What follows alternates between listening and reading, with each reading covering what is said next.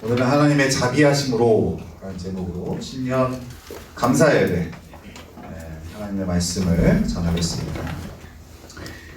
2022년에 하나님께서 우리 교회에 주신 약속의 말씀은 누가복음 3장 6장 36절입니다.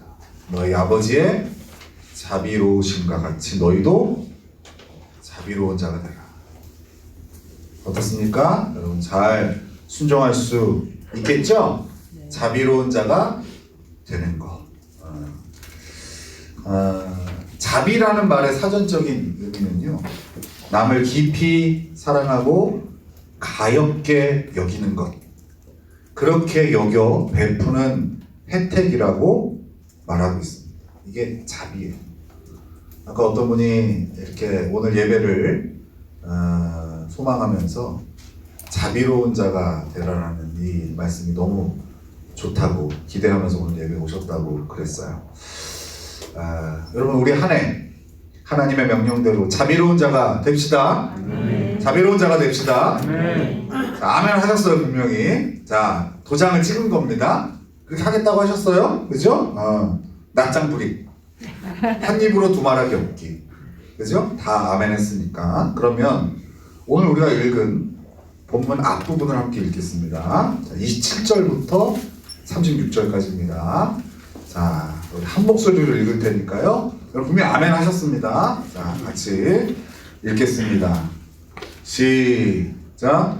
그러나 너희 듣는 자에게 내가 이르노니 너희 원수를 사랑하며 너희를 미워하는 자를 선대하며 너희를 저주하는 자를 위하여 축복하며 너희를 모욕하는 자를 위하여 기도하라. 너의 입뺨을 치는 자에게 젖뺨도 돌려대며 내 겉옷을 빼앗는 자에게 속옷도 거절하지 말라. 내게 구하는 자에게 주며 내 것을 가져가는 자에게 다시 달라 하지 말며 남에게 대접을 받고자 하는 대로 너희도 남을 대접하라. 너희가 만일 너희를 사랑하는 자만을 사랑하면 칭찬받을 것이 무엇이냐? 죄인들도 사랑하는 자는 사랑하느니라. 너희가 만일 선대하는 자만을 선대하면 칭찬받을 것이 무엇이냐? 죄인들도 이렇게 하느니라. 너희가 받기를 바라고 사람들에게 구워주면 칭찬받을 것이 무엇이냐? 죄인들도 그만큼 받고자 하여 죄인에게 구워주느니라. 오직 너희는 원수를 사랑하고 선대하며 아무것도 바라지 말고 구워주라. 그리하면 너희 상이 클 것이요 또 지극히 높으신 이의 아들이 되리니 그는 은혜를 모르는 자와 악한 자에게도 인자하시니라. 너희 아버지의 자비로우심과 같이 너희도 자비로운 자가 되라. 우리가 오늘 읽은 본문은요, 우리가 자비를 베풀어야 될 대상을 분명히 지목하고 있습니다. 너희 원수를 사랑하며 너희를 미워하는 자를 선대하며 너희를 저주하는 자를 위하여 축복하며 너희를 모욕하는 자를 위하여 기도하라. 우리가 자비를 베풀어야 할 대상은 원수, 나를 미워하는 자, 나를 저주하는 자, 나를 모욕하는 자입니다. 더 나아가 구체적으로 베풀어야 할 자비의 내용도 분명히 말씀하세요. 대상뿐만 아니라 내용도. 너의 입뺨을 치는 자에게 젖뺨도 돌려내며 내 겉옷을 빼앗는 자에게 속옷도 거절하지 말라. 내게 구하는 자에게 주며 내 것을 가져가는 자에게 다시 달라 하지 말며. 하나님은 우리의 원수에게 이런 내용의 자비를 베풀라고 명령하신 것입니다. 다시 묻겠습니다. 할 수 있겠습니까?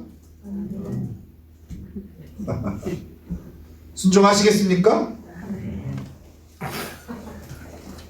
마이크를 쓰고 있으니까 이게, 저 마스크를 쓰고 있으니까 이게 하는지 안 하는지 모르겠어요. 소리는 나는데. 여러분 오늘 성경에 오늘 본문이 무슨 색으로 써져 있습니까? 무슨 색이에요? 까만색이에요? 그럼 다 바꾸세요. 좀 더 비싼 걸로 사시면 빨간색으로 써져 있는 성경이 있어요. 여러분 특별히 복음서에 빨간색으로 써져 있는 부분들이 많죠. 왜 빨간색으로 써져 있습니까? 예수님이 직접 하신 말씀이기 때문에 그렇습니다. 즉 올해 우리 교회에 주신 하나님의 명령은 하나님께서 다른 사도들을 통해서 주신 말씀이 아니라 예수님을 통해서 직접 우리에게 주신 말씀이에요. 그럼에도 불구하고 우리는 이 명령이 어때요? 주춤하게 돼요. 이게 현실이죠. 아니 어쩌면 완강히 거절하게 될 거예요. 왜요? 그만큼 우리의 원수는 악랄하고 우리가 그 원수에게 당한 피해는 잠 못 이룰 만큼 크기 때문에 그렇습니다. 저도 주님의 이 명령은 부담스럽습니다. 올해 교회 약속으로 하나님께서 이 말씀을 주신 후 처음에는 너무 감동이 돼서 아멘 했습니다. 뭣도 모르고 여러분처럼. 근데 시간이 갈수록 여러분과 같이 이 말씀이 부담으로 다가왔습니다. 더 나아가 성경에서 이 말씀을 도려내고 싶은 충동까지도 느껴졌어요.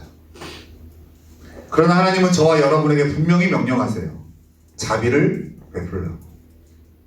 그것도 우리가 자비를 베풀어야 될 대상과 그 내용까지도 구체적으로 알려주시면서 명령하세요. 자비를 베풀라고.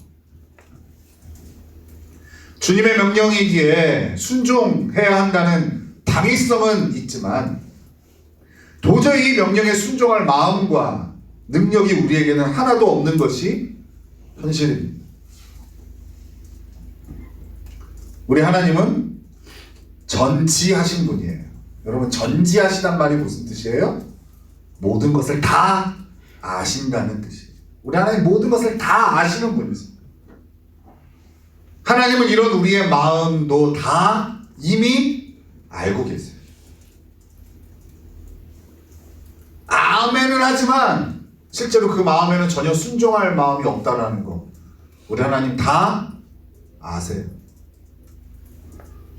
그럴 줄 몰랐어. 이 말은 우리들만 하는 말이에요. 우리 하나님은 그런 말 우리에게 안 하세요. 왜요? 하나님 우리의 수준을 아세요. 우리의 죄인됨을 누구보다도 우리 하나님 더 잘 아세요. 알면서도 우리를 사랑하시고 구원하시는 분이 우리 하나님이세요. 그러면 하나님은 우리에게 자비를 베풀라고 올해 명령하시는 거예요. 자, 그럼 어떻게 해야 할까요? 우리 이 부담스러운 명령 하나님이 주셨는데 이제 우리 어떻게 해야 될까요? 올해 우리 교회에 주신 약속을 묵상할수록 하나님은 너희도 자비로운 자가 되라 라는 명령에서 시선을 점점 흐릿하게 해주셨어요. 저에게 그러셨어요. 처음에는 이 말씀이 너무 강렬하게 보였어요. 너희도 자비로운 자가 되라. 이 말씀이 너무나 강렬했는데 시간이 지날수록 점점 이 말씀이 제 시야에서 흐릿해지더라고요. 하나님은 저의 시선을 너희 아버지의 자비로우심과 같이 여기에 고정시켜 주시는 것을 제가 느끼게 되었어요. 맞아요. 자비로운 자가 되라는 하나님의 명령은 우리를 부담되게 하고 더 나아가 우리를 주저앉게 합니다. 그러나 우리 아버지 되시는 하나님의 자비로우심의 시선을 고정하면 뜨거운 감격과 감동 그리고 새 힘과 열정이 솟아나게 되는 것을 경험하게 되는 거예요. 그럼 우리 이 시간 함께 하나님의 자비하심에 시선을 고정해보자. 한번 시선을 집중. 뒤 건 보지 말고 앞에 것만. 하나님의 자비하심에만 우리가 한번 집중을 해보자. 우리는 모두 죄로 인하여 우리를 지으신 하나님을 배반했습니다. 하나님과 풍성한 교제를 누릴 수 있는 특별한 존재로 하나님의 형상으로 지어졌지만 우리는 죄로 인하여 하나님과 원수가 된 것입니다. 하나님의 주인 되심을 거절하고 내 멋대로 살기로 결정한 우리에게 하나님은 일방적인 자비를 베푸셨어요. 그냥 말로만 베푼 자비가 아니에요. 내가 받아야 할 죄의 모든 형벌과 대가를 당신의 아들인 예수 그리스도를 내어주심으로 탕감해 주신 분이 하나님이십니다. 우리는 모두 용서받을 수 없는 죄를 지었기에 영원한 죽음을 맞이해야 하지만 하나님은 그런 우리를 어마어마한 당신의 희생을 통해 용서해 주신 거예요. 사람 사이에서는 누가 더 가해자인지 억울함을 따지기도 합니다. 어떤 관계에서는 내가 더 가해자이지만 어떤 관계에서는 내가 더 피해자일 수 있는 거예요. 그래서 교통사고가 나더라도요 0대 100이 없더라고요. 요새는 내가 피해자인데 10%라도 나한테 책임이 있다는 거. 이 세상의 모든 인간관계는 다 그래요. 일방적인 가해자, 일방적인 피해자는 없는 것 같아요. 그러나 하나님과의 관계에서 우리는 무조건 가해자예요. 가해자. 한 사람도 예외 없이 하나님의 우리를 향한 자비, 은혜, 용서, 사랑 덕분에 우리는 오늘을 살아가고 있는 거예요. 한 사람도 예외 없어요. 우리가 어제 잘 살고 어제 선을 행했기 때문에 오늘을 살아가는 게 아니에요. 그 보상으로, 그 상급으로 오늘이 주어진 게 아니라 죄의 삭시 사망이기에 사실 이미 끝장났어야 될 인생이에요. 이미 죽음을 맞이해야만 되는 인생이에요. 근데 그 하나님의 자비하심으로 우리가 새날을 허락받고 새해를 허락받은 거예요. 이게 바로 하나님이 우리에게 베푸신 자비로우심입니다. 어떻습니까, 여러분? 이제 너희도 자비로운 자가 되라는 명령으로 넘어갈 수 있으시겠습니까? 여전히 쉽지 않죠. 하나님의 명령에 우리의 진짜 원수와 그가 주었던 상처를 대입하면 우리는 여전히 순종하기가 어려워요. 모르고서는 아멘 할 수 있는데 알고서는 입이 떨어지지 않는 거예요. 하지만 여러분, 우리의 아버지 되시는 하나님의 자비하심의 시선을 고정했을 때, 지금 잠깐 그 하나님의 자비하심을 제가 여러분들에게 나눠드렸을 때에 우리의 원수를 향한 분노와 악한 마음들이 그래도 미세하나마 수그러드는 것을 좀 느끼지 않습니까? 우리는 올해 이거를 할 거예요. 절대 너희도 자비로운 자가 되라는 명령으로 넘어가지 않을 거예요. 제가 여러분들에게 강요하고 푸시하고 품으세요, 사랑하세요, 베푸세요 요구 안 할 겁니다. 우리 오늘 뭐 할 거예요? 올해? 우리 하나님의 자비로우심 앞에 서는 거 할 거예요. 자비로운 자가 되라 이거 할 거 아니라고요. 앞에 거. 하나님의 자비하심에 시선을 고정할 거예요. 우리의 실력을 겸손히 인정하고 우리의 능력으로는 절대 원수를 품거나 사랑할 수 없음을 받아들이고 우리는 올 한 해 동안 하나님의 자비하심에 시선을 고정할 거예요. 지금 갈라디아서나 로마서 성경 공부를 하시는 분들은 이 하나님의 자비하심을 풍성히 경험하고 있으실 겁니다. 하나님이 죄인된 우리를 향하여 어떤 은혜와 사랑을 베푸셨는지, 어떠한 자비를 베푸셨는지. 놀라운 것은요, 이 복음은 들어도 새롭고 우리의 마음을 풍성하게 해요. 여러분들은 한 번 배우고 끝나지만 저는 그 같은 과를 한 5번, 6번 정도를 반복합니다. 놀라운 것은 뭐냐면요, 그때마다 은혜가 더 업그레이드 돼요. 화요일에 누렸던 은혜는 수요일날 더 업그레이드 돼요. 오전에 누렸던 은혜는 저녁에 더 업그레이드 돼요. 그 다음날 더 업그레이드 됩니다. 금요일날에도 더 업그레이드 돼요. 놀라워요. 지루하지가 않아요. 이 하나님의 은혜, 자비는 진부하지가 않아요. 그때마다 마음이 뜨거워지고 새로운 힘이 생겨요. 너희도 자비로운 자가 되라라는 명령으로 넘어갈까를 자꾸 시도하게 되더라고요. 그 힘이 우리 하나님의 자비하심에 있어요. 저는 이 감격을 성경 공부 시간만이 아니라 이 강단에서도 1년 내내 선포하고자 합니다. 가급적 하나님의 우리를 향한 사랑의 포커스를 두고 말씀을 선포할 예정이에요. 우리 아버지의 자비하심이 어떤 건지를 올 한 해 통성이 누리자는 거예요. 하나님이 우리에게 어떤 자비를 베푸셨는지 어렴풋이 알지 말고 분명하게 하나하나 더 알아가고 더 감격하고 더 누리자는 거예요. 이게 올해 우리 교회의 목표인 거예요. 그러다 보면 하나님께서 너희도 자비로운 자가 되라는 명령에 순종하는 자로 우리를 움직이게 하고 계실 것을 믿습니다. 우리가 이 하나님의 자비하심 앞에 시선을 고정하고 그 하나님의 자비하심을 누리다 보면 어느새 자기도 모르게 너희도 자비로운 자가 되라는 명령 앞에 서 있을 것을 기대합니다.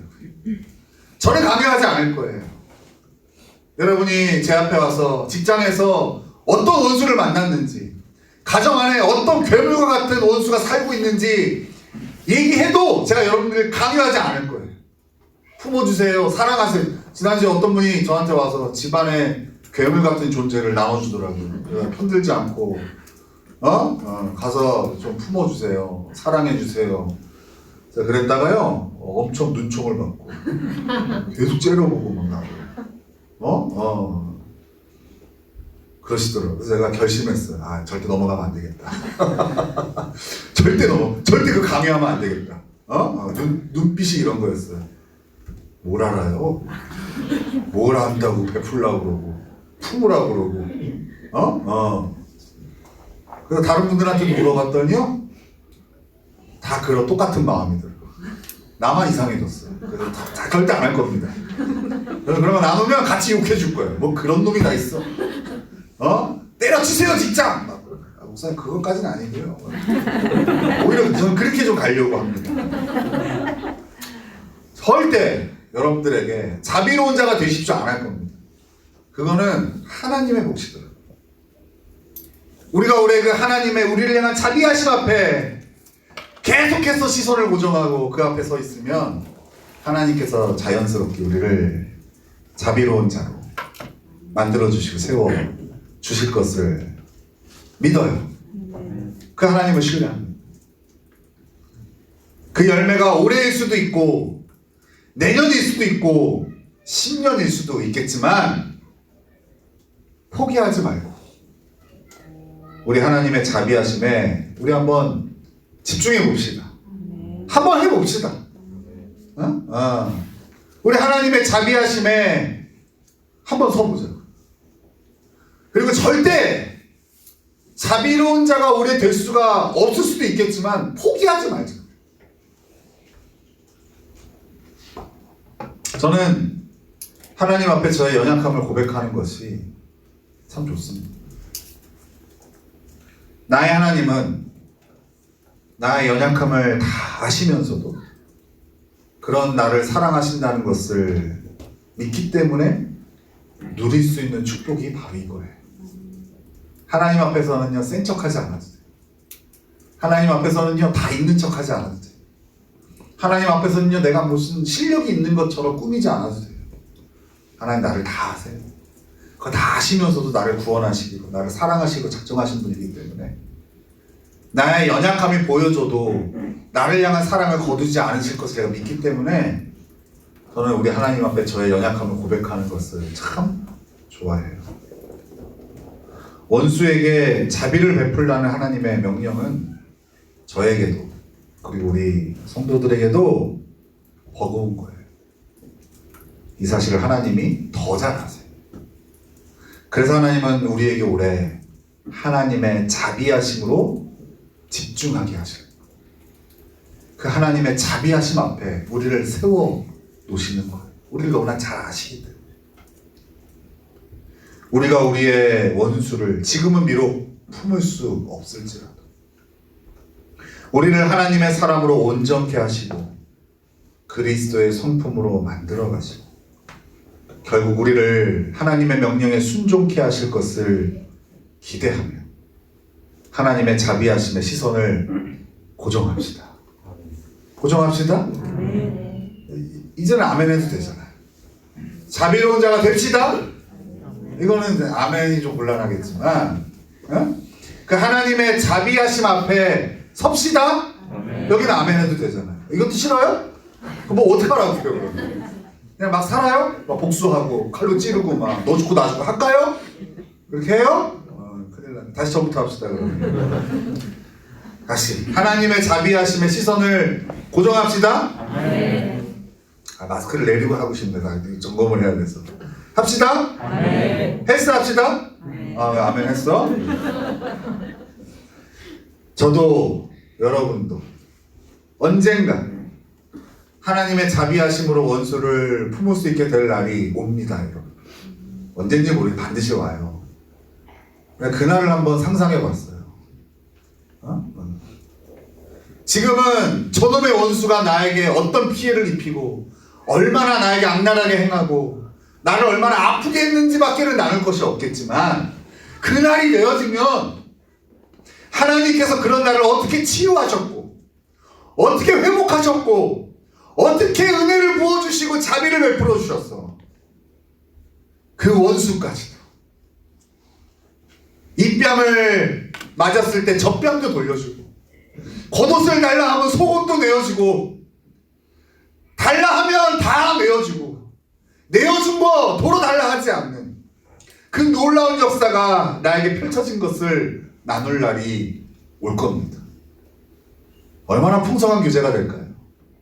그죠? 제가 사실은 작년에 여러분들과 함께 성지순례를 좀 가려고 했는데 코로나 때문에 하나님 막으셨잖아요.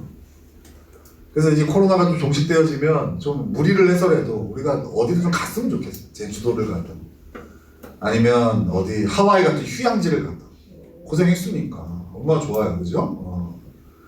근데요 아무 생각해봐도 별로 가면 안 되겠다는 생각이 들어요.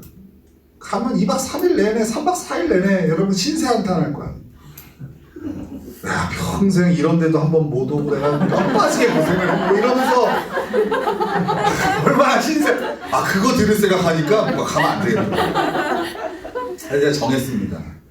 여러분들이 이제 하나님의 자비하심 앞에서 잘 치유되고 회복되었어. 자비로운 자가 되었을 때 우리 한번 갑시다. 그럼 거기 가서 뭐 한 달 살기를 하던 뭐 10박 11일을 있던 간에 밤새도록 그 하나님의 자비하심을 나눌 거 아니에요. 와 그거 생각하면 막 가슴이 벅차요. 너무 기뻐서 여기 막 텄어요. 너무 행복해서 막 감당이 안 됐어요. 우리 그러자요. 그 날을 소망하자요. 그렇게 기쁨으로 함께 나누고 하나님께 영광을 돌리며 서로 도전이 되어지는 거예요. 야, 넌 품었어? 너가 했단 말이야? 그럼 나도 품어야지. 이런 날이 2022년에 되어지기를 예수님의 이름으로 축원합니다.